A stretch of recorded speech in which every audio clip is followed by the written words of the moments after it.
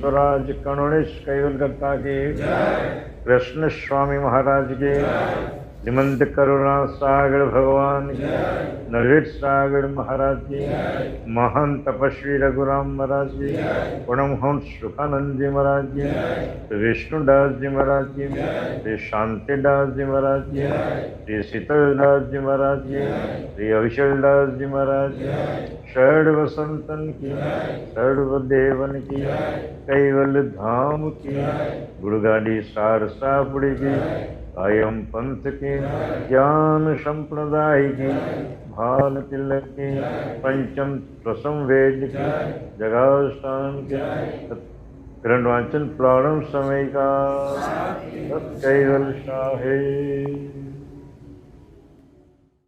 श्रीमंत करुणा सागर भगवान की नरेश सागर महाराज की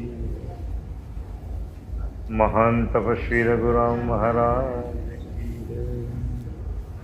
98 પાનામાં છેલ્લી ચોપાઈ આદ્ય અંત કહું નહીં ના વિચાર આદ્ય અંત કહો નહીં ના વિચારે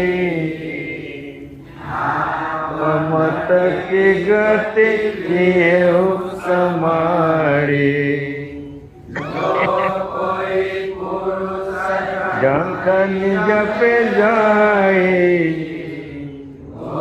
कहे सोई बात कहत सुनाई आद्यंत कहो नहीं ना विचारी आप मत की गति लिए हूँ समारी जो कोई पुरुष जंखनी जपे जाए होई गई सोई बात कहत सुनाई। ઉપસ્થિત પ્રેમી ભક્તજનો કરુણાસાગર ભગવાનના સ્વમુખે રચાયેલ પંચમ સ્વસમ વેદના નિજપતિ પરમ પ્રભાવ કંદ ચારણ્ય આ ચોપાઈમાં સિદ્ધાંત સમજાવવા આપણને કહે છે કે આદ્ય અંત કોઈ નહીં ન વિચાર। હે અંશ, દેશના આગવાજનો મટ લભ્યા હોવાને લીધે આદિથી અંત સુધી કોઈએ વિચાર કર્યો આ જગતની રચના કોણે કરી, કેમ કરી, અને હું કોણ છું અને ક્યાંથી આવ્યો અને અંતે ક્યાં જવાનું છે એ બાબતનો જે વિચાર છે આ જગતના લોકોએ, જગતના આગવા લોકોએ, બધા મતલબ ક્યાં હોય, પણ મતલબ સાંડે ત્યાં ગધેડાને પણ બાપ કહેવા જાય. એટલે આપણે મતલબિયા છે બધા, જે બધા સાધુ સંતો જે કર્તા માલિકનું વર્ણન નથી કરી શકતા, કર્તા માલિકનું જ્ઞાન નથી આપી શકતા, એવા જે સાધુ સંતો છે જેને કરુણાસાગર ભગવાને મતલબિયા સાધુ સંતો તરીકે ઓળખાવે છે. એટલે એ મતલબિયા હોવાને લીધે આદિથી અંત સુધી કોઈએ પણ વિચાર કર્યો નથી કે મૂળ મારો પ્રદેશ ક્યાં છે, હું ક્યાંથી આવ્યો છું, મારે અંતે કોણ છે, ક્યાં જવાનું છે, મારો સદગુરુ કોણ છે, મારો પરમગુરુ કોણ છે. કરુણાસાગર બાપજી તો શું કીધું? પરમગુરુ જિનકુ કહત દેત પરમ પડદાન. તમે ભલે ગમે તે સાધુ સંતોને માનજો, એમાં મારી કોઈ ના છે નહીં, પણ પરમગુરુને ઓળખીને તમે એનો સત્સંગ કરજો, એનું શરણું સ્વીકારજો. એ પરમગુરુ કોને કહેવામાં આવે છે? દયાળુ કહે છે કે પરમગુરુ જિનકુ કહત હે દેત પરમ પડદાન. આજે તો જગતના લોકો જે પરમપદ જેને કહેવામાં આવે છે તે કૃષ્ણનું જે ગૌલોક છે, ધામ છે કૃષ્ણનું ધામ, એને ગૌલોક કહેવામાં આવે છે. કૃષ્ણનું ગૌલોકનો નિવાસી છે, એને પરમધામ કહે છે. પછી આ સગુણના જે બધા ઈષ્ટદેવો છે, બધા અવતારી પુરુષો, એ વિષ્ણુના ધામને છે એ પરમધામ કહે છે. પણ પરમધામ કોને કહેવાય? કે જે ધામમાં ગયા પછી પાછું આવવાનું રહેતું નથી. ભવના બંધનમાંથી મુક્ત થઈને કૈવલ ધામમાં જાય. કૈવલ ધામ એક એવું ધામ છે કે જેમાં અંશ ગયા પછી કદી પણ પાછો ભવસાગરમાં આવતો નથી. એટલે એવા સદગુરુને તમે શોધજો. પરમગુરુ જેને કહેવામાં આવે, પણ તમે ગમે તેને કહેજો, પણ જે પુરુષ પરમપદનું દાન આપે, કર્તા માલિકનું દાન આપે, કર્તા માલિકનું વર્ણન કરી બતાવે, એવા પુરુષ ગમે તે હોય. પછી દયાળુ કહે છે કે હું પરમગુરુ એવો દાવો નથી રાખતો, પણ મારા શરણે આવે તેને મેં પરમપદ આપું છું, એટલે પરમગુરુ તો છું જ. એમ એક બાજુ એવું પણ કહે છે. પણ જગતના લોકો જે બધા અવતારી પુરુષ રહી ગયા છે એના શરણે જવાથી પરમપદ મળતું નથી, કે ત્યાં ગયા પછી કૈવલતામાં ગયા પછી પાછો અંશ એના ભવબંધનમાં આવતો નથી. જ્યારે આ બધા ઈશ્વરીય અવતારોનું તમે ધામમાં જશો તો તમારું પુણ્યની અવધિ પૂરી થાય એટલે વળી પાછા ત્રણ મૂર્તિ લોકમાં જ આવવું પડશે. દયાળુ કહે છે કે આવા બધા મતલબિયા જે સાધુ સંતો છે, ઉપાસકો છે, ઈશ્વરીય અવતારો છે, એ તમને ફોસલાવીને પોતાની સિદ્ધિ બતાવે છે એમણે. એટલે એ કહે છે કે એ અંત સુધી કોઈએ પણ એનો વિચાર કર્યો છે? આ પ્રમાણે વિચાર ન કર્યો, એથી એમણે મનસ્વી પંથોની સ્થાપના કરી. એવા મનના જે સ્થાપેલા, જે મનમાં રંડાય અને મનમાં જ લગ્ન કરે અને મનમાં જ પાસે રંડાય, એવા જે મનસ્વી જે બધા પંથો છે, એ પંથોએ જગતના જે દયાળુ માલિક છે એની કોઈ સ્થાપના કરી. જેમ કોઈ પુરુષ એકાંતવાસમાં સેવી જક્ષણીનું સાધન કરવા જપે છે. જક્ષણી એક જાતની દેવી છે, ભૂટાવળ દેવી જેને કહેવાય. એને સિદ્ધ કરે તો ભૂતકાળમાં શું થયેલું તે કહી શકે તમને, પણ વર્તમાનમાં અને ભવિષ્યમાં શું થવાનું છે એ કહી શકતા. મારી મદનની એક વાત આટલી યાદ આવે છે. અમારા જૂનાગઢમાં દેવજી ભગતનો પેલું મોલ્લો ખરો ને, ડાક્ટર મોલ્લો, તે ત્યાં અમે બેસેલા હતા. ને એક પેલો શું કહે પેલું તાળો જે પેલું તંબુરો હોય ને, એ તંબુરો લઈને એક સ્ત્રી અને એક એનો કાકો દોસ્તો ભગત, એ બે જણ આવીને બેઠા. હું ને મારી મા ને પાનિયાજીને બધા ત્યાં બેઠેલા હતા. એટલે પાનિયાજીની તો ફરી ટેવ એવી કે દાદા મારું જરાક ભવિષ્ય તો જુઓ એમ કે જાણે. એ બધું કીધું દાદીને, પણ મારી માએ પછી જરા કીધું કે દાદા મારું પણ જરાક આપ તો જુઓ જરા કે શું કહેવા માગે છે. હું લગભગ હતા 17-18 વર્ષનો હતી મને લાગે ત્યાં સુધી. અમે બંને ત્યાં બેઠેલા હતા. મારી માએ જેવો હાથ લાંબો કર્યો ને જોયું ને કે બેટા તારું, તમે એક તો વિધવા છો, તમારા ધણી મળી ગયેલા છે અને આ તારો દીકરો એક જ છે એમ કે એ તને પાડી પડીને મોટી તો તને સ્વર્ગમાં તો લઈ જશે, પણ મારું એટલું જ કહેવું છે કે તમે સજ્જન છો, સતી છો, પણ તમારા હસબન્ડ નથી તમારા પાસે, તમે વિધવા છો. એટલે હું દાવે સાથે કહું છું કે તમે બીજા લગ્ન કરતાય નહીં એમ કે જાણે કે. પણ કહેવાનો મતલબ આવે ભૂતકાળમાં જે થઈ ગયેલું, મારા દાદા મારા ફાધર જે એક્સપાયર થઈ ગયેલા, એ ખાલી આ જ જોવાથી પહેલાં મારી મધરને કીધું કે તમે વિધવા છો અને તમારો બાપ છોકરો છે ને એ તમને એમ કે જાણે કે અંતકાળ સુધી તમને સેવા આપશે ને સાથ આપશે. એટલે કહેવાનો મતલબ કે આ જક્ષાણી જેને સિદ્ધિ પ્રાપ્ત કરે છે, એ જક્ષાણી દેવીના સિદ્ધિ કરવાથી ભૂતકાળમાં તમારું શું થયેલું એ તમને કહી બતાવે છે. એટલે કહે છે 51 વાસમાં જક્ષાણીનું સાધન કરવા જાપ જપે, આમ કરતાં કરતાં કાર્ય સિદ્ધિને પામે છે. પછી જ્યારે શું થાય? સિદ્ધિ પ્રાપ્ત થાય. જક્ષાણી તો તમે જાપ જપો અને છેલ્લે એને સિદ્ધિ પ્રાપ્ત થાય. ત્યારે જગતના લોકો આગળ ભૂતકાળમાં થઈ ગયેલી વાતો એ બધી પેલા સાધુ સંતો આપણને કહે છે.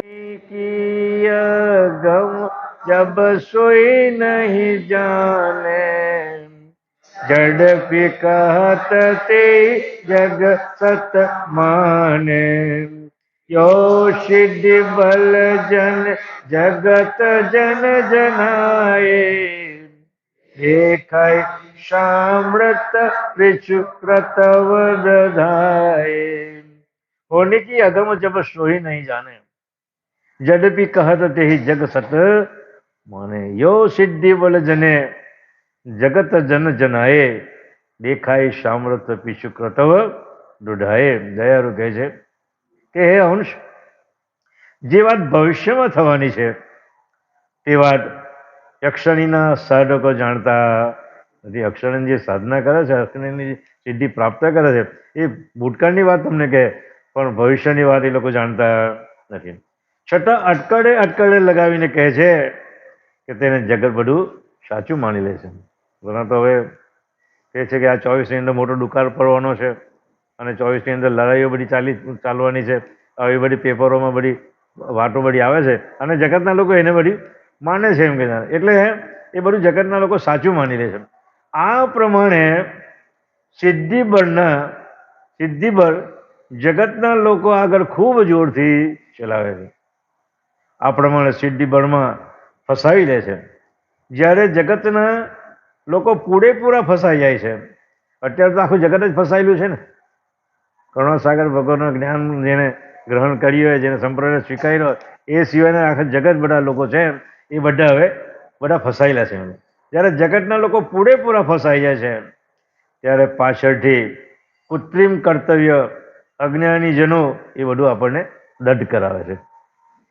અને એ રીતે આ પ્રમાણે દાવા વાક્યમ પ્રમાણમ એ ન્યાય દાદા વાક્ય પ્રમાણમ એ ન્યાય મોટા પુરુષ બોલે તે ખરું છે એમ વિશ્વાસ છે. જગત માત્ર જે પંથમાં ફસાયું છે એમાંથી બહાર નીકળી શકતો નથી. દાદા વાક્ય પ્રમાણ એટલે દાદા આપણે જે કહી ગયા એ જ આપણે સાચું માનવાનું, બીજું સાચું માનવાનું નહીં. એટલે કે દાદા વાક્ય પ્રમાણ એ પ્રમાણ સાચું છે એમ આપણે માની લેવું પડે. અને એ રીતે માનતા આખા જગતની અંદર દરેક પંથમાં આ બધા જગતના લોકો બધા ફસાઈ ગયા છે. कृतव पंत गुण भजन जनन के पुरुष ब्रह्म अधिक तिनन के मत सकल विकल किए जग को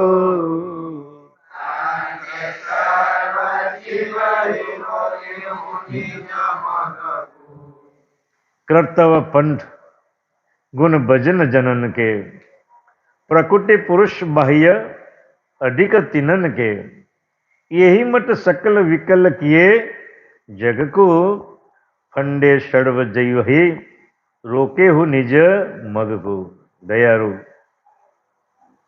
આપણને કહે છે કે હે અંશ, આ જગતના વિદ્વાનોએ પ્રપંચ જાળના પાસા નાખી જગતને ફસાવી કૃત્રિમ પંથની સ્થાપના કરી. આ બધા પંથો બધા કેવા છે? કૃત્રિમ છે. મનમાં આવ્યું અને મનમાં જ રાંધે એવા બધા જે પંથો સ્થાપ્યા છે. પણ દયાળુ કે જે પંથની અંદર કર્તા માલિકનું વર્ણન નથી, જે પંથમાં કર્તા માલિકનું વર્ણન નથી, એ બધા પંથો કેવા છે? કૃત્રિમ પંથો છે. કારણ કે એના બધા ઈશ્વરજીએ બધા અવતારો બતાવ્યા છે એ પણ બધા જગત પક્ષે તો કૃત્રિમ છે ને. હા, એટલે કહે છે કે હે અંશ, જગતના વિદ્વાનોએ પ્રપંચ જાળના પાસા નાખી જગતને કૃત્રિમ પંથની સ્થાપના કરી અને જે ઈશ્વરને સંબોધી તેમનું ભજન કરાવ્યું છે તે પણ કૃત્રિમ છે એ બધું ભજન કરતા માલિકને પહોંચતું. અને એ જે ભજન કરતા માલિકને પહોંચે, જે ભજનથી કરતા માલિકના સ્મરણમાં જવાય, એને રીઝવાય, એના પ્રેમ સંપાદન થઈ શકે એવા જે પંથો છે, એના વગરના જે પંથો છે એ બધા પંથો કેવા છે? કૃત્રિમ પંથોને આ લોકો બધાએ સ્થાપના કરી. અને ઈશ્વરજી અવતાર જો થઈ ગયા તેઓએ પણ એવું એમનું ભજન કરાવ્યું ને તે પણ કેવું છે? કૃત્રિમ છે. તેમાં ખરા સર્જનહાર કોઈ નથી. કોઈ પ્રકૃતિને તો કોઈ આદિ પુરુષને ભજે છે. પ્રકૃતિ એટલે જે આદિ શક્તિ જેને મહામાયા કહે છે, એ પ્રકૃતિ એટલે મહામાયા, એને પૂજે છે. અને કોઈ છે તે આદિ પુરુષ નિરંજનને ભજે છે. કદાચ એનાથી જો આગળ ગયા એ બધા સગુણના બધા આ બધો સિદ્ધાંત છે નિરંજન સુધી. પણ કદાચ કોઈ એથી પણ વિશેષ ગતિમાં જાય તો પરબ્રહ્મ સુધી લઈ જાય છે. બ્રહ્મ એટલે કરતા માલિકનો જે દિવ્ય પ્રકાશ છે એને પણ જગતના લોકો બધા માને છે. એટલે આગળ જાય તો એ સર્જનહારનો જે દિવ્ય પ્રકાશ છે જેને બ્રહ્મ કહેવામાં આવે છે એ બ્રહ્મ સુધી એ લઈ જાય છે. અને એને જ અધિકાધિક પદ તરીકે સમજાવે છે. દયાળુ કહે છે કે જગતની અંદર 3 મુદ્દા સનાતન છે. અત્યારે બધા સનાતનની જે બધી વાતો કરે છે, પછી વાતો કરનારને કોઈને ખબર છે નહીં કે સનાતન કોને કહેવાય. કરુણાસાગર ભગવાને બાપજીએ આપણને સનાતન 3 મુદ્દાને સનાતન કીધેલા છે. એક તો બ્રહ્મ એ કરતા માલિકનો દિવ્ય પ્રકાશ છે, એને પણ સનાતન કીધું છે. જે મહદ શૂન્ય જે છે, કરતા માલિકનો જે મધ્ય ગાડી આવેલી છે જ્યાં એ મહદ શૂન્ય, એ શૂન્ય પણ સનાતન છે, એનો પણ નાશ થતો નથી. અને કરતા માલિક જે પોતે જે છે કૈવલ કરતા એ પણ સનાતન છે. પણ પેલા 2 મુદ્દા છે બ્રહ્મ અને મહદ શૂન્ય એ બધું જડ છે. પણ કરતા માલિક કેવા છે? સજાણ જાણ સ્વરૂપે, ચૈતન્ય સ્વરૂપે રહેલા છે. એટલે આ 3 મુદ્દા સનાતન છે. આ 3 મુદ્દા સનાતન જગતનો કોઈ જીવ બાકી રહી ખરો? પછી કોઈ પણ હોય, ગમે તે પંથમાં માનતો હોય, પણ તે સનાતન પદમાં જ આવે. કારણ કે નિર્ગુણ સુધી બી બ્રહ્મ પહોંચેલા, આપણે સગુણ સુધીના જે બધા જે પુરુષો છે એ બધા સનાતનમાં જ આવે છે. પછી ગમે તો હિન્દુ હોય કે મુસ્લિમ હોય કે ખ્રિસ્તી કે ઈસાઈ હોય કે ગમે તે પડ હોય એ બધા જ સનાતનમાં જ આવે. પણ આ ખોટી જે લડાઈ છે બધી હિન્દુ લોકો જ અમે સનાતન છે એ બધી વાતો બધી આ લોકો ખોટી કરે છે. આખું દુનિયા વિશ્વ સનાતન છે. અને વિશ્વના દરેક ઘાટમાં જે લોહી જે રહેલું છે એ લોહી પણ કેવું છે? લાલ છે. દરેકના ઘાટમાંથી જે લોહી છે તે બધું લાલ છે. એટલે કોઈ એમાં બાદ છે નહીં. એટલે કહે છે કદાચ કોઈ એથી પણ વિશેષ ગતિમાં જાય તો પરબ્રહ્મ સુધી લઈ જાય છે અને એને જ અધિકાધિક પદ તરીકે સમજાવે છે. આ પ્રમાણેના મતના સિદ્ધાંતોમાં જગતના સર્વ લોકોએ વૈકલ કરી નાખ્યા. વૈકલ એટલે ગાંડો છે, સમજો ને, બાવડો કે ને જેને વૈકલ કહેવામાં. બાવડો માણસ છે ને તેને કંઈ સૂઝે જ નહીં. જે કહે કે આ સાચું તો પેલો કહે સાચું, આ બીજો આવે કે આ સાચું તો પેલો આ સાચું. એટલે વૈકલ એનું જે બુદ્ધિ જે કેવી છે? વૈકલ થઈ ગયેલી છે. એટલે ગાંડા જેવી થઈ ગઈ. એ અંશ તારો ખરો નિજ માર્ગ રોકી દીધો. કોને? એ આ લોકો જે કર્તવ્ય જે પંથો જે ઊભા થયા ને એ કર્તવ્ય પંથના જે આગેવાનોએ એ તારો મત જે છે સિદ્ધાંતોમાં જગત તારો જે ખરો નિજ માર્ગ એ બધાએ તને રોકી દીધો છે. અને સ્વાર્થી આચાર્યોએ તેમની વાસના તૃપ્ત કરવા ફાંડામાં નાખે છે. આજે આચાર્ય બધા કાપીને બેઠેલા છે કે આ કયો જીવ મારા શરણે આવે ને એને બધાને જાળમાં ફસાઈ દો. એટલે આ બધા આચાર્યો છે એ આચાર્યોએ કૃત્રિમ પંથની અંદર આપણે બધાને ફસાવી દીધા છે. તાહી તે સકલ અલખન પેકો ખગઈ વડ પત દળી રેકો જે ઘર અલખ ખલક કુલ કંડો ભૂલે ઈત પાંડો. તાહી તે ખલક ઘર અલખ ન પેખું. જે ઘર અલગ છે એ અલખના ગણને આ લોકોએ જાણ્યું નથી. અલખ ન પેખું રહેવું ઠગહી વડપટ ઢળી ભેખું. જેહી ઘર અલખ ખલક કુલ કંતુ આયે હું વાંશે સર્વ ભૂલે ઈત પંતુ. દયાળુ કહે છે કે આ બધા જે પંથો છે તે બધા આપણને ભૂલાવવા વાળા છે. એટલે કહે છે કે હે અંશ, સંસાર બુદ્ધિના આચાર્યોએ જગતને પતિ તરફ જવા રોક્યું છે. જગતના જે બધા આચાર્યો થઈ ગયા એ બધા આચાર્યોએ એ જગતને પતિ તરફ જવા દીધું. એથી જગત માત્ર અલખ ગણને ઓળખી શક્યું. કારણ કે જેટલા બધા આચાર્ય થઈ ગયા ભ્રમ સુધીની વાત કરી, પણ ભ્રમથી તો 11 ધામ દયાળુ કહે છે મારું ધામ છે જે એ ભ્રમથી કેટલા ધામ છે? 11 ધામ ઉપર છે. એટલે 12મા ધામની કોઈ વાત કરી નથી. એટલે કે અલખ ગણને કોઈ ઓળખી શક્યું. કેમ કરીને ઓળખે? ઓળખાવનાર જોઈએ ને. આપણે તો સદભાગ્ય છે પરમગુરુ અહીંયા આવ્યા, આપણે એના અનુયાયી બન્યા, ઉમરામાં આવ્યા, તપસ્વી રઘુરામ મહારાજને લઈને આવ્યા. એની ધરતી કેટલી ભૂમિ તપતી શકે, તપસ્વી જેવો 5 મુદ્રા સિદ્ધ કરનાર પુરુષ આપણે દ્વારા આવ્યા. ધરતીનું પુણ્ય કેટલું તપેલું હતું એ વખત જુઓ તો ખરા, કે જેને 75 વર્ષ સુધી અહીંયા રહ્યા, 2 મુદ્રિકા અહીંયા સિદ્ધ કરી અને કેટલાક પડચાઓ આપીને કામનું તે વખતે અમારે તો કહેતા દાદા ગોપાલ દાદાના વારાભાઈ દાજુ કાકા અમારા હતા, હું ત્યાં 8-10 વર્ષનો છોકરો હશે, અમારે ત્યારે પાના પટ્ટા રમે, સરના પેલા રમે પાના પટ્ટા આવતા, હું બી ત્યાં રમતો ત્યારે. પણ તે લોકો ત્યારે રઘુરામ બાપજીની બધી વાતો કરતા હું તે વખતે સાંભળતો કે ઉમરાનું કોઈ ઘર એવું ન હોય કે એના ચમત્કારથી બાકી રહી ગયું હોય. કોઈ પણ ઘર એવું ન હોય કે જેના ચમત્કારથી બાકી રહી ગયો હોય. એમ કહેતા કે છોકરો માંડો પડે તરત જ રઘુરામ બાપજી પર ભભૂટી લઈ જાય અને ખાલી એ ભભૂટી પાણીમાં ઓગાળીને પીવરાઈ દે, તાવ તરત જ સાફ થઈ જતો હતો. એટલે એવી બધી વાતો અમને કરતા મને હજુ યાદ છે. એટલે કરુણાસાગર ભગવાનના એટલા ઉપકાર છે આપણે કે અહીંયા પણ 10 દિવસ રોકાયેલા. કરુણાસાગર ભગવાન 75 વર્ષ સુધી અહીંયા રહેલા અને એક ઘર એના ચમત્કારથી કોઈ વાંકી નથી. એટલે કહે છે હે અંશ, સંસાર બુદ્ધિના આચાર્યોએ જગતને પતિ તરફ જતા તો એથી જગત માત્ર અલખ ગણને કોઈ ઓળખી શક્યું. કેમ કરીને ઓળખે? તો રોકાવનાર જોઈએ ને. અને કદાચ ભગવતીજનને પતિ પ્રાપ્તિની ઈચ્છા થાય તો વાટ પાડોની માફક વચમાં બેઠેલા આચાર્યોએ તેને થગી લે છે. એમ ચોર રસ્તાનું નાકું સાચવીને બેઠે તે રસ્તે જતો કોઈ વટે માર્ગ સહી સલામત રીતે પહોંચી શકતો. આપણા બાપજી એકવાર ઘણી વાર વાતો કરતા હતા. વટે માર્ગ 4 ચોર અને એક બ્રાહ્મણ એના ખભા પર એક બકડું લઈને આવે. પેલા 4 ચોરે જોયું તો આના પાસે બકડું કેમ પડાવવું, કારણ કે એનો ધંધો જ હતો. વટે માર્ગનો ચોર તો એ લોકોનો ધંધો જ આવે હોય. એટલે પેલાના માથા પર બ્રાહ્મણના માથાની ઉપર બકડું લઈને ચાલ્યા કરે. એટલે 4 જણા જુદી જુદી જગ્યાએ ગોઠવાઈ ગયા. અહીંયા ગંદાના નાકે ગોઠવાય, બીજા આ નાકે ગોઠવાય, બીજા પેલી નાકે જોયે. એના રસ્તા પર 4 જગ્યાએ ગોઠવાઈ જાય. એટલે બ્રાહ્મણને કહે, ઓ ભાઈ આ ઘેટું હું કામ લઈને ચાલ્યો હતું? એમ કે જાણે તારા બ્રાહ્મણમાં કાંઈ ઘેટું શોભે ખરું? એમ કે જાણે કે પેલો કે ભાઈ બકડી છે ને તો ઘેટું કહે છે. એટલે પેલાને શંકા કે હારું વાત સાચી છે કે નહીં હશે. પાછળ જોયું પણ છે તો ઘેટું જ, પણ પેલાનું બકરું છે તો બકરી જ પણ ઘેટું નથી એમ કહીને પેલો આગળ જાય છે. બીજો થોડોક જાય છે એટલે પેલો કહે છે કે ભાઈ આ વડુંને હું કામ લઈ જાય તું? આ તને ખબર નથી પડતું બ્રહ્મ થઈને આવડું આવું કંઈ શોભે ખરું તને? કે પેલો પાછો કહે કે ભાઈ આ તો બકડું છે. પેલો કે ઘેતું છે, આ કે વડું છે. પેલો ત્રીજો આગળ ચાલો, પેલો કે ભાઈ આ શિયાળને હું કામ લઈ જાય? એમ 4 જગ્યાએ પેલું જૂઠી વાતો પેલા ઠગ લોકોએ કરાવી અને બ્રાહ્મણના મનમાં શંકા પેદા થઈ. અરે 4 તો જૂઠું નહીં બોલતા હોય ને, 4 તો જૂઠું બોલતા નહીં હોય.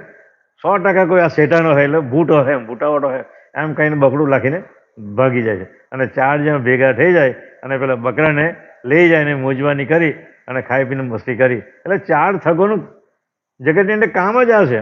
એટલે આ જે બધા આચાર્યો થઈ ગયા જુદા જુદા, રામાનુજ, નેમાજુન, પછી માધવાચાર્ય, વલ્ભાચાર્ય, આ બધા આચાર્ય જુદી જુદી બધી બાબતો સમજાવી અને જગત લોકોને એવા ભેરવ્યા કે પછી છેલ્લે એ સાચું માનવા બેઠા. આના સિવાય બીજું કોઈ સાચું છે નહીં. એટલે કે આ વટો જે વટે પાડું છે જેવા બધા જે આચાર્યો બધા વચ્ચે બેઠા છે તે પોતાની પ્રપંચમાં ફસાવી લે છે અને પછી તેને ધર્મની વાતો કહી દેવને નામે તેના જીવનરૂપ આર્થિક દોલત પછી માગીને થકી લે છે કે ભાઈ આ જગતનો માલિક છે, આ શક્તિ એમ કરે છે, ટેકરી પડે છે, આ વિષ્ણુ એમ કરે છે, પછી છે શ્રીજી એમ કરે છે. એટલે આ બધા જુદા જુદા બધા દેવોના નામ પણ એ લોકો બધાને વટે માર્ગોને થકી લે છે. અને જગત માત્રના સર્વ અંશો અલખ ઘેરથી આવી. અલખ એટલે જે વાણી કે વર્ણન દ્વારા લખી શકાતું નથી એવું, જે વાણી પણ ત્યાં પહોંચતી નથી એવું, જે અલખ ધામ જેને કૈવલધામ કહેવામાં આવે છે, જેને પરમધામ કહેવામાં આવે છે. અને એ જગતના સર્વ અંશો અલગ ઘેરથી આવ્યા છે, પણ ખલક પડના કોઈ પંથમાં ફસાઈ જવાથી પોતાનો ખડો માર્ગ ભૂલી ગયા. 4 જણા કહેવાય ઠગ લોકો 4 જગ્યાએ વર્ણન કરી પડ્યો અને તેને સાચું માનીને પેલું ઓરિજિનલ જે બખડું હતું એને ફેંકી દીધું. તેમ આ જગતના લોકોએ આવા જે બધા એક ભાઈ આજે આવેલો હતો. મેં પૂછ્યું ભાઈ ક્યાંથી આવે છે? પણ કે હું તો ડ્રાઈવર છું એમ કે. પણ તમારું મંદિર મેં આગળથી જોયું ને તો મને વિચાર થયો કે લાવ અહીંયા ભગત બી બેઠેલો ત્યારે મને કે લાવ આ જરા મંદિરે જરા દર્શન કરી લે. મંદિર મેં વાંચ્યું કરુણાસાગરનું મંદિર છે અને દર્શન કરવા ગયો. 10 મિનિટ મારી જોડે બાજુમાં બેઠો. 12:15ની વાત. એટલે મને કીધું કે આ કોનું મંદિર છે? મેં કહ્યું તો કરુણાસાગર ભગવાનનું મંદિર છે. તમે કેમ આવ્યો? આ મંદિર જોયું એટલે આવ્યો એમ. પણ હું તો બધા જ મંદિરે જાઉં કે તમે સારસા બી જઈ આવ્યો, ડાકોર જઈ આવ્યો, લક્ષ્મી માતાના મંદિરે જઈ આવ્યો, આટલે બાજુ અંબાજી જઈ આવ્યો.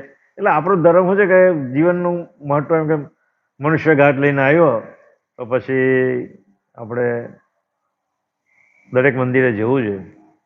મેં એને કીધું તમારે સ્ત્રી હોય ને, તમારા સ્ત્રીએ 4-5 ધણી રાખે તો તને કેવું લાગે? મને કે હારું વાત સાચી તમારે દાદા એમ કે આપણો ધણી એક જ છે, આપણો બાપ જ એક જ છે, તો મારે જુદા જુદા ઘરે જવાની જરૂર શું તારે? હું એમ કહું જ્ઞાનમાં છે એક જ તલવાર રહે, બીજી તલવારનો સમાવેશ થતો નથી. એટલે આપણે એક જ બાપના અંશો છીએ અને ઘાટ પક્ષે બી એક જ બાપ છે. અને જો 4-5 બાપ હોય તો એ માને જ ખબર હોય, બીજાને કોઈને ખબર હોય. એટલે ઘાટ પક્ષે તો આપણે એક જ બાપના દીકરા છે, પણ ચૈતન્ય પક્ષે આપણો એક જ બાપ છે. એ બાપની વાત તને કોઈ હજુ સુધી કરી? તારે અહીંયા સુધી આવવાનું મતલબ કે તું સાયો સદભાગ્ય તારું નસીબ છે કે તને અહીંયા ખેંચી લાવ્યું. પણ જગતના એક જ માલિક છે અને એ માલિકને ઓળખાવા માટે કરુણાસાગર ભગવાન અહીંયા જંબુદ્વીપમાં આવેલા છે અને એનું આ મંદિર છે. એમ મેં સમજાયું. એટલે કહેવાનો મતલબ કે જુદી જુદી જગ્યાએથી જવાથી આપણો કોઈ સિદ્ધાંત સર થવાનો નથી. એટલે એક જ સિદ્ધાંત ટાળવાનો. દુનિયામાં બીજો આનાથી સર્વશ્રેષ્ઠ કોઈ છે નહીં. એટલે કહે છે આ ખલક પરના કોઈ પંથકમાં ફસાઈ જવાથી પોતાનો ખડો માર્ગ બધા ભૂલી ગયા છે. આયુ જીના રહે હું ન કોઈ વિવિધ બાત વર્ત કહું સોઈ જીવ સકલ અંશ એક હી સડીનો તત્વ નિશ્ચય ભય ભીનો આયે હું જેહી ના ગતિ રહે હું ના કોઈ વિવિધ ભાત વર્તત કહું સોઈ જીવ સકલ અંશ એક હી સડીનું અધિક ન્યૂન્ય તત્વ નિશ્ચય ભય ભીનું. હે અંશ, તું પોતે અબજણ તથા અંકુરયુક્ત આ બાજુ આવ્યો છે. જગતના નિયંતાનું ઉપજણ એ સ્ફુરણ. ઉપજણનો મતલબ શું થાય?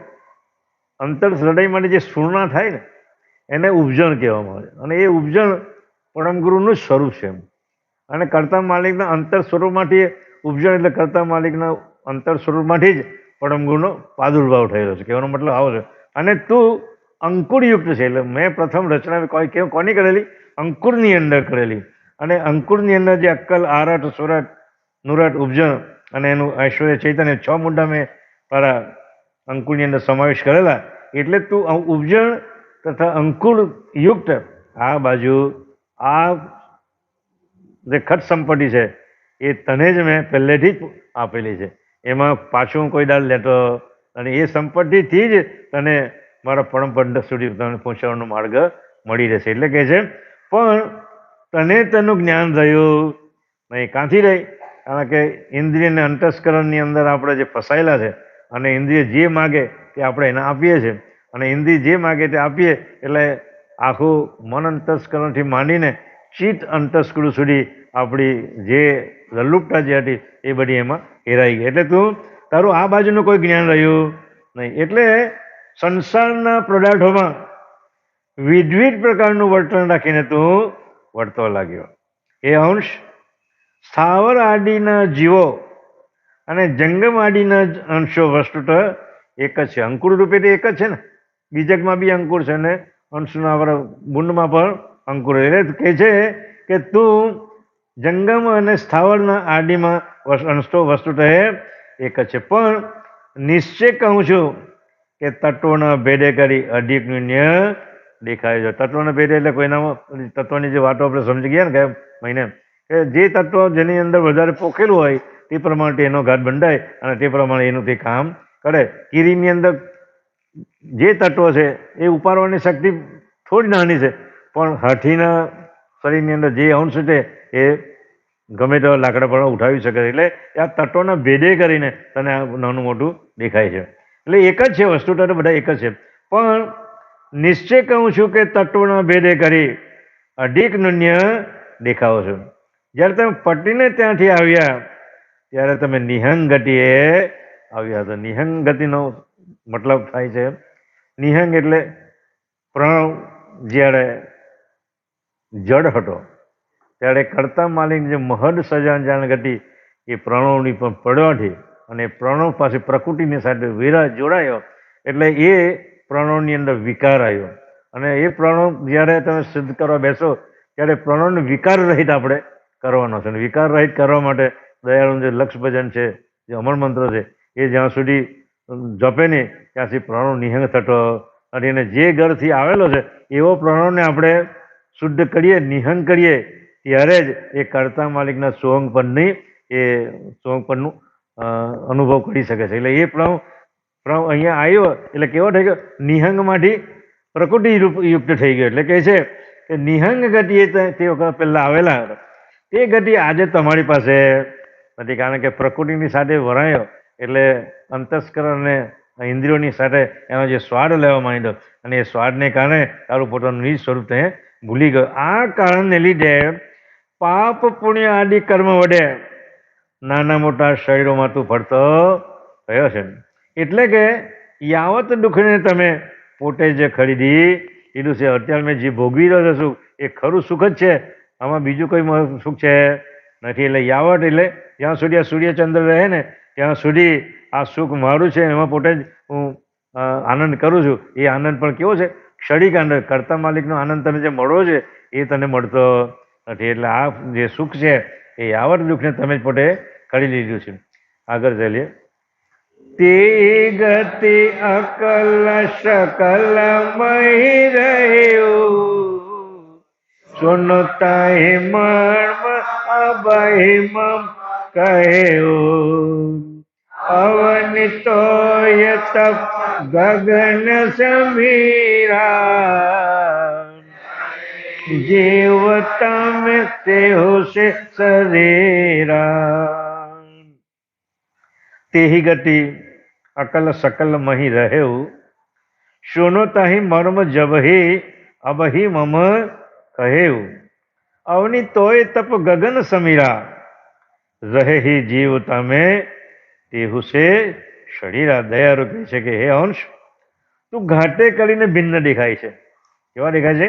કારણ કે આ 84 લાખ પ્રકારના તો બીબા છે, પણ બીબા એ બધી શક્તિ છે, જે પ્રમાણે વૃષ્ટિ આગળ વધતી જાય તેમ તેમ તે બીબા પ્રમાણે આપ્યા જ કરે. આપણે કે એક બીબો બને એની અંદર હજારો બીબા બનાવ્યો, તેમ આ 84 લાખ પ્રકારના બીબા જે બનાવેલા છે એ શક્તિને પછી સોંપી દે છે કે તું હવે આ જગતની રચના કર અને આ બીબા પ્રમાણે જેવું જેવું તારાથી થાય તેવું પ્રમાણે કરી લેમ. કે માટે હે અંશ, તું ઘાટે કરીને ભિન્ન દેખાય છે, કારણ તત્વોની ગતિ અકર છે અને સર્વની અંદર રહેલી છે.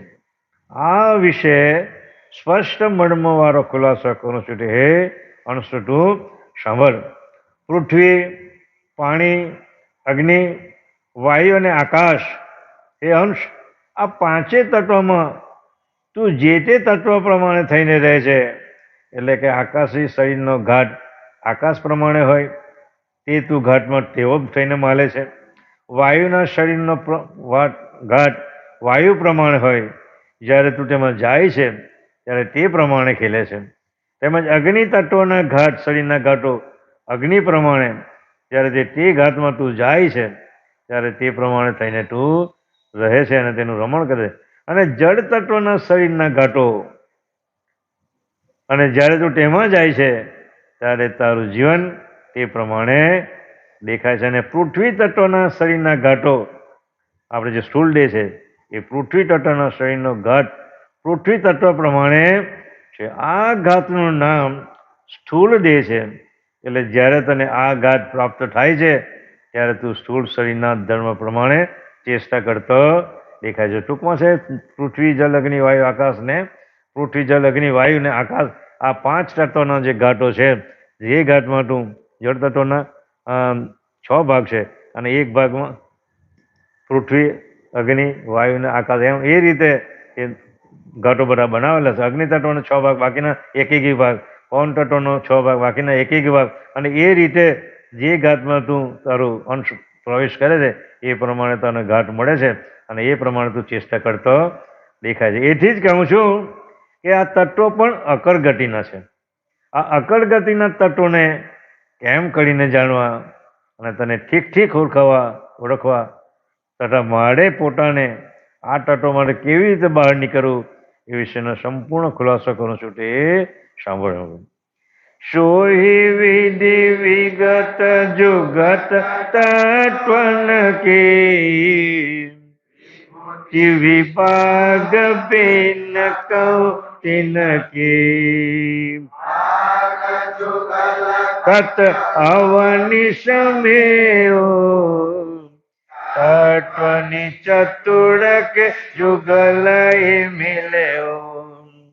સોહી વિધિ વિગત જુગત તત્વન કી વિભૂતિ વિભાગ ભિન્ન કહું તિનકી ભાગ જુગલ ખત અવનિશ મેહુ તત્વની ચતુર કે જુગલ હી મિલે હું. દયાળુ કહે છે, પરમ કૃપાળુ ભગવાન કરુણાસાગર આ તત્વની રચના કરતા પહેલા આપણને કહે છે કે હે અંશ, જે તે લોકમાં જે તે તત્વ પ્રમાણે દેહ રચાયા છે.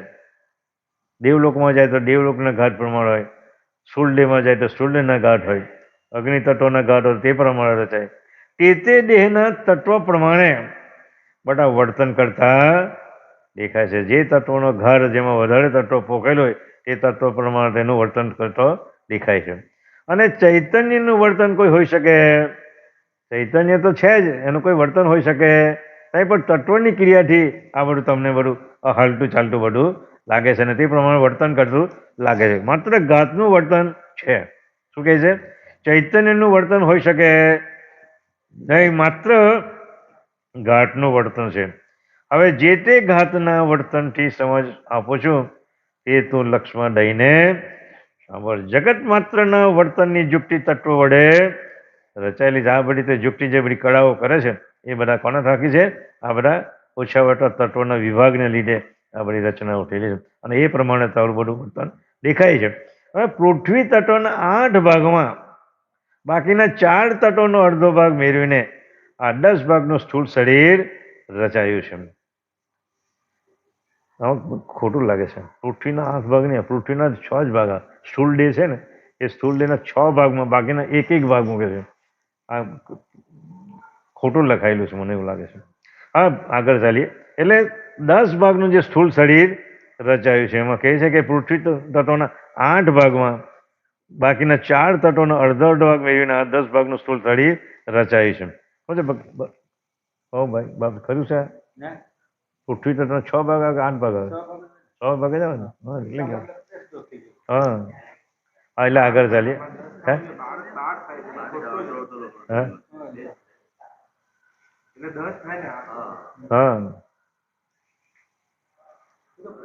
એટલે 10 ભાગ છે, એટલે ફ્રેશ દોષ છે, આમાં ભૂલ છે. એટલે હવે આગળ ચાલો ને.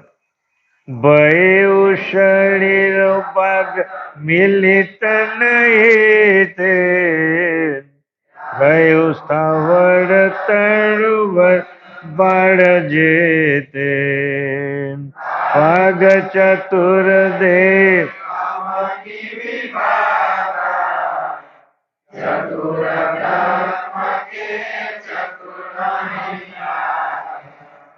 ભય શરીર ભાગ મિલિત તન એતે રહેવું સ્થાવર તળવડ ભાર જેતે ભાગ ચતુર્દ્વે અવનિ વિભાગા ચતુર તત્વ કે ચતુર્મહી ભાગા.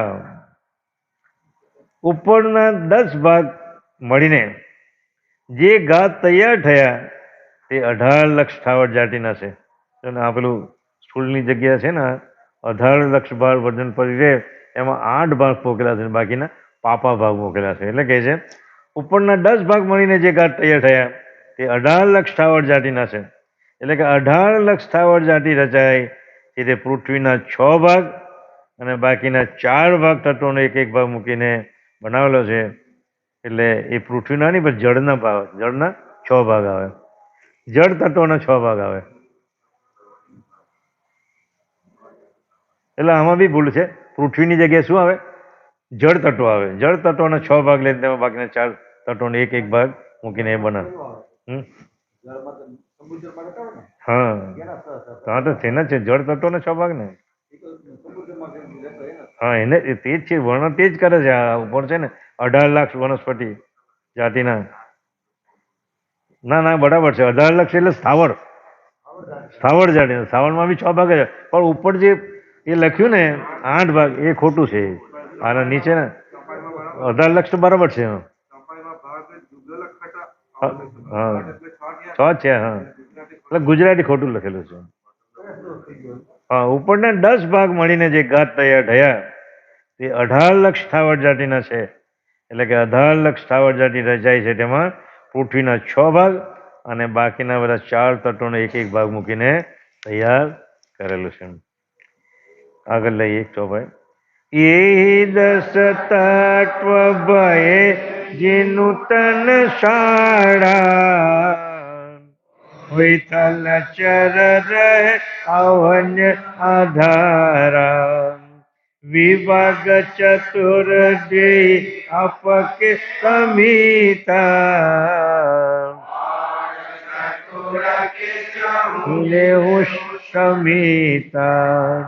એહી 10 તત્વ ભય જેનું તન શાળા હોય થલચળ રહે અવન્ય આધારા વિભાગ ચતુર દ્વેહી અપકે અમીરા. જો ચતુર ને 2 દ્વેહી એટલે એ પણ 6 और चतुर के कहूँ चहु मिले हूँ समीठा.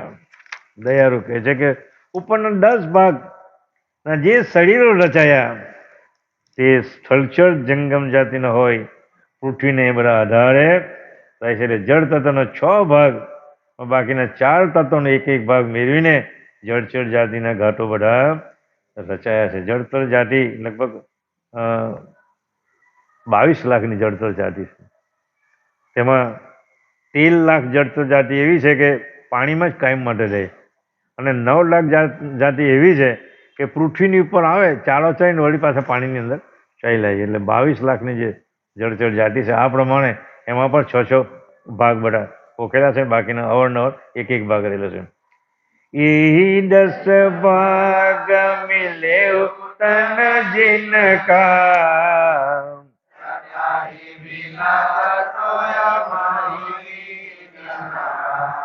तेज तत्व के लिए हूँ खत भागा.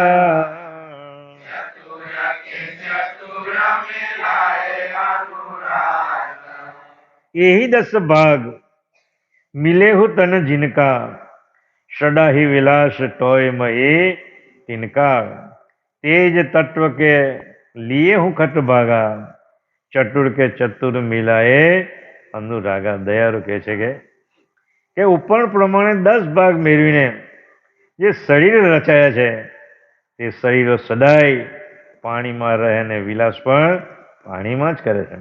જ્યારે અગ્નિ તત્વના 6 ભાગમાં બાકીના 4 તત્વોમાં એક એક ભાગ મૂકીને જે શરીર રચાયા તે શરીરો અગ્નિ તત્વમાં જ રહે છે. કહેવાના કે જે તત્વ વધારે, જેનું વધારે હોય તેના 6 ભાગ, અગ્નિમાં હોય તો એના અગ્નિના 6 ભાગ, બાકીના એક એક ભાગ હોય. જળ તત્વ માટે જળના 6 ભાગ, બાકીના એક એક ભાગ હોય. આકાશમાં હોય તો આકાશના બી 6 ભાગ અને બાકીના એક એક ભાગ. એટલે એ રીતે આખી જગતની રચના આ તત્વો પ્રમાણે કરેલી. એટલે આગળ આપણે જોઈએ કે ભાઈ તત્વોને લીધે જ આ બધું વધતું ઓછું બધું દેખાય છે. અંશમાં કોઈ જાતનો ફેરફાર થતો નથી. આગળ કહે છે એકત ચતુર ભય તન બેસા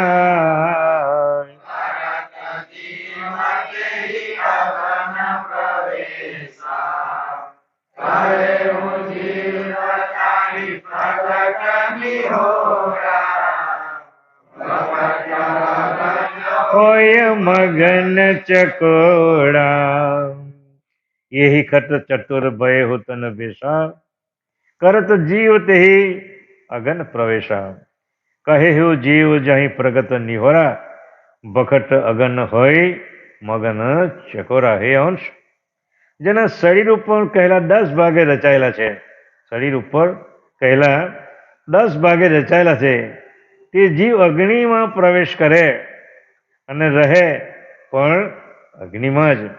દાખલા તરીકે ચકોર પક્ષીનો ખોરાક અગ્નિમાં છે, તે અગ્નિનું ભક્ષણ કરી આનંદમાં રહે છે. એ તમે પ્રગટ નિહારીને જો આ જે ચકોર નામનું જે પક્ષી છે ને, એ અગ્નિનું ભક્ષણ કરે, કારણ કે એના ચાંચની અંદર એવો ગુણ મૂકવામાં આવેલો છે કે જેવું એ ભક્ષણ કરવા જાય એટલે જે વીટ જે પડે ચાંચમાંથી એટલે એનો અગ્નિ તરત જ બુઝાઈ જાય છે અને એ રીતે પછી એનું એ પદાર્થનું એ ભક્ષણ કરે. એટલે કહે છે કે આ પ્રમાણે અગ્નિનું ભક્ષણ કરી આનંદમાં રહે છે, એ તમે પ્રગટ નિહારીને જોજો. છેલ્લી ચોપાઈ લઈએ આપણે. બાગ શ્રેષ્ઠ પુનિ પવન પરમેતી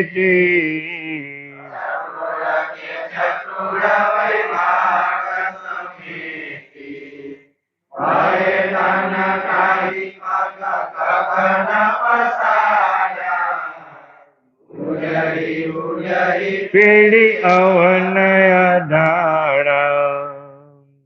ભાગ શ્રેષ્ઠ પુનિ પવન પડમેટી ચતુર કે ચતુર વૈ ભાગ સમેટી ભય તન તાહી ખગ ગગન પસારા ઉડે ફેરી અવન આધારા. દયારુ કહે છે કે આ જે પવન તત્વના 6 ભાગમાં બાકીના 4 તત્વોના 4 ભાગ મેળવીને જેના શરીર રચાયા છે, તે શરીરોવાળા પક્ષીઓ આકાશ આદિ પ્રવેશમાં ગમન કરી શકે છે અને છેવટે પાછા પૃથ્વી પર આવીને રહે છે. એમાં 2 ભાગ પાડેલા છે. જે આકાશમાં રહેલા જે પક્ષીઓ જે છે તેમાં 3 લાખ પક્ષીઓ એવા છે કે જે આકાશમાં જ ઉડે છે, નીચે આવતા નથી, ને કેટલાક 2 લાખ જે પક્ષીઓ એવા છે કે જે ઉપર જાય ખરા પણ ચાળો પાછા નીચે આવે છે. એટલે એ પ્રમાણે દયાળુ કહે છે કે અમે પવન તત્વના 6 ભાગ પોકેલા અને બાકીના 1 ભાગ બધાના અવારનવાર પોકેલા છે. અને એ પ્રમાણે તત્વોની ક્રિયા મેં તમને જે બતાવી એનું કારણ છે કે અંશ કદી આ હલનચલન કરતો નથી. આપણે જે હલનચલન કરી ક્રિયાઓ કરે છે એ બધા તત્વોને આધારે જ કરીએ છીએ. અને તત્વોમાં પણ કાળ ચક્ષ તત્વ, અનંગ ચક્ષ તત્વ અને વર્ગનાન ચક્ષ તત્વ જ્યારથી જ બાળક જન્મ લે, માતા પિતાનું બુંડ પડે ત્યારથી આ 3 ચક્ષ તત્વ કામ કરે તે છેલ્લે મળી જાય સુધી, એનો દેહ વિલય થાય ત્યાં સુધી આ 3 ચક્ષ તત્વો જ કામ કરે. અને એ રીતે ચક્ષતત્વની ક્રિયાઓ પાછળથી આવે.